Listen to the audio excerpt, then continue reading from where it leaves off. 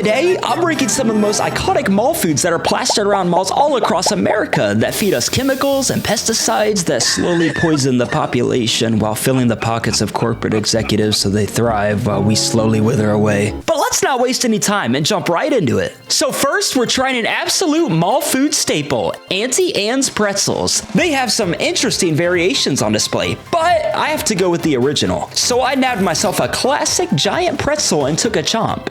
And yeah, that's some solid pretzel right there. The pretzel was on the thin side, but it had a nice crust and just the right amount of salt. We're giving this an A. All right, so what's next? Another pretzel stop? Wetzel's Pretzels, huh? Let's give it a shot. Wow, this pretzel's bigger than the one before, and they do say bigger is better. So let's take a bite and ugh, it's so greasy. And there's no salt to speak of. This isn't a pretzel. This is a glorified yeast twist. I'd be better off grabbing a stick of butter and skipping the middleman.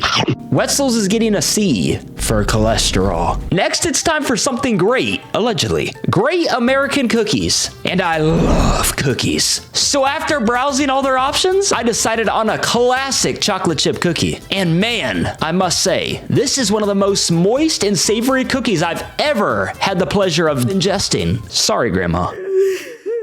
And for only costing me $2, this is a pretty solid snack. Great American Cookies is going an A for sure. Next on the list is Pinkberry, a frozen yogurt place, known for some of their endless topping options to really customize your bowl. So I made sure to get no toppings and just get plain chocolate. But hey, to their credit, it was pretty decent. The chocolate wasn't overly rich, and it wasn't super thick like ice cream. It's nothing crazy or anything, but it's a good way to scratch the Froyo itch you might be getting. I'm throwing this in B tier. After that, we're trying a place called Kung Fu Tea. I've never had boba before, so I'm really excited to try it. I've heard really good things from others, and I've been told to try the milk tea. After impaling my lid with a straw, I took a sip. But yeah, it's pretty decent. It tastes a little odd, to be honest, but I think I can throw it into C tier.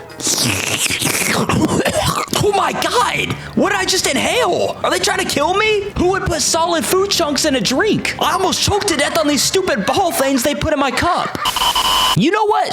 Your C tier. This going straight into F. After I recovered from my near-death experience back there, I needed to cleanse my palate. So I went to Sbarro to try a slice of New York's best. And after poking around the options, the guy at the counter served me up a classic pepperoni slice. And you know, this is no Papa John's, but it's pretty good. A little bland and maybe a tad greasy, but not so bad for mall pizza. This slice is going right into B tier. This leaves us with our last stop, Cinnabon Cinnamon Rolls. Right on display, they had several shapes and sizes of rolls laid out. But of course, I had to go with the classic. I was quickly handed a box, roll and forked, and sat down. I poked into my roll and took my first bite and